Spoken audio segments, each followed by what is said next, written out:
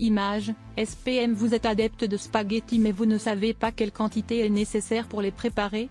Nous vous expliquons en détail comment mesurer une portion précise de spaghettis sans balance, avec quelques astuces pratiques pour obtenir le résultat souhaité. Existe-t-il des alternatives à la balance pour mesurer une portion de spaghettis? Préparer des spaghettis, source, SPM. Les spaghettis sont, sans aucun doute, l'un des formats de pâtes les plus populaires, suivi des penne, fusilli, rigatoni, farfalle, escargot et lasagne. Elles sont très appréciées des petits comme des grands et sont le format de pâte le plus consommé dans toutes les cuisines. Cependant, cuire des spaghettis peut être un défi, surtout si vous n'avez pas de balance pour mesurer les quantités nécessaires. Heureusement, il existe plusieurs méthodes pratiques et accessibles à tous pour résoudre ce problème en quelques instants et sans frais. Même si vous ne disposez pas d'une balance, vous pouvez facilement calculer les bonnes doses en utilisant l'une de ces méthodes pratiques et sûres. Comment mesurer une portion de spaghettis sans balance? La méthode de la main, simple, pratique et rapide. Si vous n'avez aucun ustensile à proximité, vous pouvez opter pour cette alternative qui vous permet de calculer la quantité de pâte nécessaire. La méthode est simple et pratique et en quelques secondes elle permet de mettre la bonne portion de spaghettis dans la marmite sans en exagérer ou restreindre au contraire la quantité.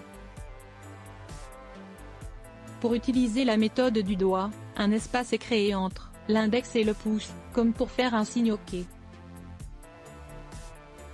De cette façon, environ 60 g de spaghettis sont mesurés, ce qui correspond à la bonne quantité pour un plat principal par personne.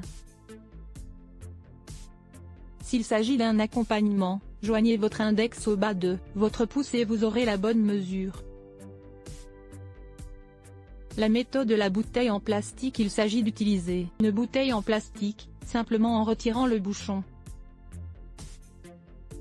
Une fois le bouchon enlevé, les pâtes sont placées à l'intérieur de la bouteille en plastique. Tous les spaghettis qui parviennent à tenir, couvrant tout le diamètre du bouchon interne, forment une portion de pâte adaptée à tous.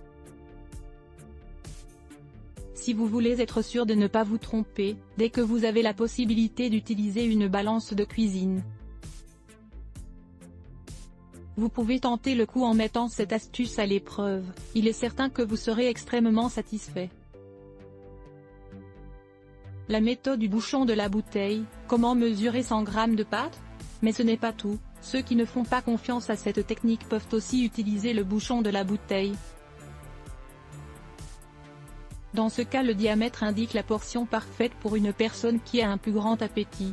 Cette astuce permet de mesurer une portion de 100 g de spaghettis, donc plus abondante qu'avec la méthode précédente.